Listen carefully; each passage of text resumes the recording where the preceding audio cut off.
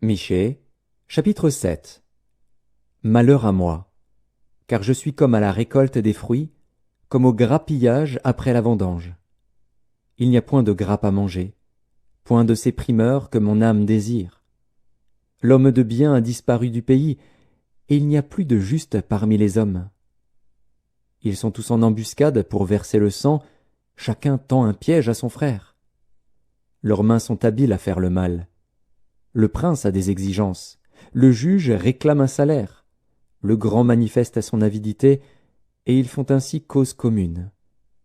Le meilleur d'entre eux est comme une ronce, le plus droit pire qu'un buisson d'épines. Le jour annoncé par tes prophètes, ton châtiment approche. C'est alors qu'ils seront dans la confusion. Ne crois pas à un ami, ne te fie pas à un intime. Devant celle qui repose sur ton sein, garde les portes de ta bouche. Car le fils outrage le père, la fille se soulève contre sa mère, la belle-fille contre sa belle-mère. Chacun a pour ennemi les gens de sa maison. Pour moi, je regarderai vers l'Éternel, je mettrai mon espérance dans le Dieu de mon salut. Mon Dieu m'exaucera. Ne te réjouis pas à mon sujet, mon ennemi, car si je suis tombé, je me relèverai. Si je suis assise dans les ténèbres, l'Éternel sera ma lumière.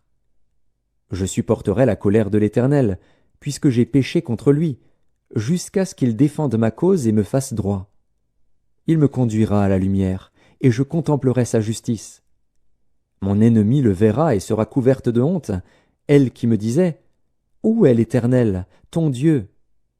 Mes yeux se réjouiront à sa vue. Alors elle sera foulée aux pieds comme la boue des rues. Le jour où l'on rebâtira tes murs, ce jour-là tes limites seront reculées. En ce jour, on viendra vers toi de l'Assyrie et des villes d'Égypte, de l'Égypte jusqu'au fleuve, d'une mer à l'autre et d'une montagne à l'autre. Le pays sera dévasté à cause de ses habitants, à cause du fruit de leurs œuvres. Paie ton peuple avec ta houlette, le troupeau de ton héritage, qui habite solitaire dans la forêt au milieu du Carmel. Qu'il paisse sur le Basan et en Galaad, comme au jour d'autrefois. Comme au jour où tu sortis du pays d'Égypte, je te ferai voir des prodiges. Les nations le verront et seront confuses, avec toute leur puissance. Elles mettront la main sur la bouche, leurs oreilles seront assourdies. Elles lécheront la poussière, comme le serpent, comme les reptiles de la terre. Elles seront saisies de frayeur hors de leur forteresse. Elles trembleront devant l'Éternel, notre Dieu. Elles te craindront.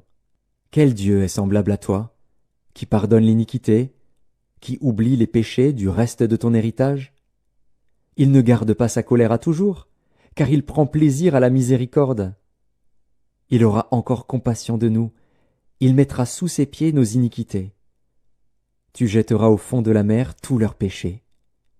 Tu témoigneras de la fidélité à Jacob, de la bonté à Abraham, comme tu l'as juré à nos pères au jour d'autrefois.